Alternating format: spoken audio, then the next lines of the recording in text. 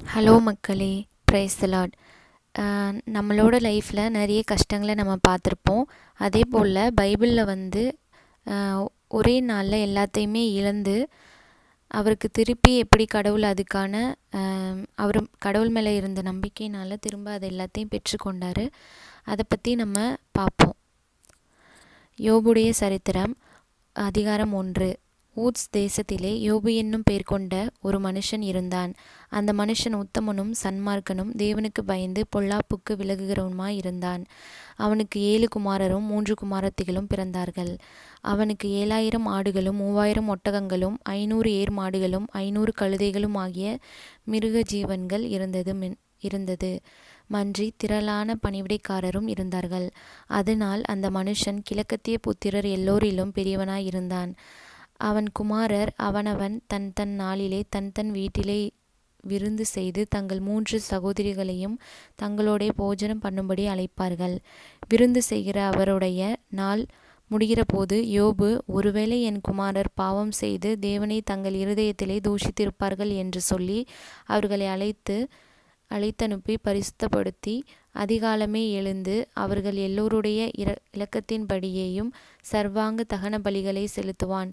இந்த பிரகாரமாக யோபு அந்நாட்களில் எல்லாம் செய்து வருவான். ஒரு நாள் தேவபுத்திரர் கர்த்தருடைய சந்நிதியில் வந்து நின்றபோது சாத்தானும் அவர்கள் நடுவிலே வந்து நின்றான். கர்த்தர் சாத்தானை பார்த்து, நீ எங்கிருந்து வருகிறாய் என்றார். சாத்தான் கர்த்தருக்கு பிரதியுத்தரமாக, பூமியெங்கும் உலாவி அதில் சுற்றித் திரிந்து வருகிறேன் என்றான். கர்த்தர் சாத்தானை நோக்கி, என் தாசனாகிய யோபின் மேல் கவனம் வைத்தாயோ?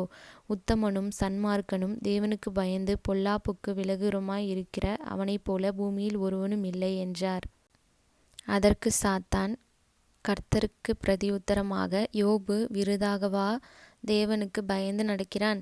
நீர் அவனையும் அவன் வீட்டையும் அவனுக்கு உண்டான எல்லாவற்றையும் சுற்றி வேலி அடைக்கவில்லையோ? அவன் கைகளின் கிரியையை ஆசீர்வதித்தீர். அவனுடைய சம்பத்து தேசத்தில் பெருகிற்று. ஆகிலும் உம்முடைய கையை நீட்டி அவனுக்கு உண்டானவை எல்லாம் தொடுவீரானால் அப்பொழுது அவன் உன் முகத்துக்கு எதிரே உம்மை தூஷிக்கானோ பாரும் என்றான். கர்த்தர் சாத்தானை நோக்கி, இதோ அவனுக்கு உண்டானவை எல்லாம் உன் கையில் இருக்கிறது. அவன் மேல் மாத்திரம் உன் கையை நீட்டாதே என்றார். அப்பொழுது சாத்தான் கர்த்தருடைய சந்நிதியை விட்டு புறப்பட்டு போனான். இதில் என்ன சொல்கிறாங்கன்னா, யோபு அப்படின்னு சொல்லிட்டு ஒரு நீதிமான் இருந்திருக்காரு. அவர் கர்த்தருக்கு ரொம்ப பயந்து இருந்திருக்காங்க. இப்போ நம்ம ஏதாவது ஒரு தப்பு பண்ணால் கூட அதை டெய்லியும் அவங்க அதை சரி செஞ்சு மாற்றிக்கிற ஒரு மனுஷன்.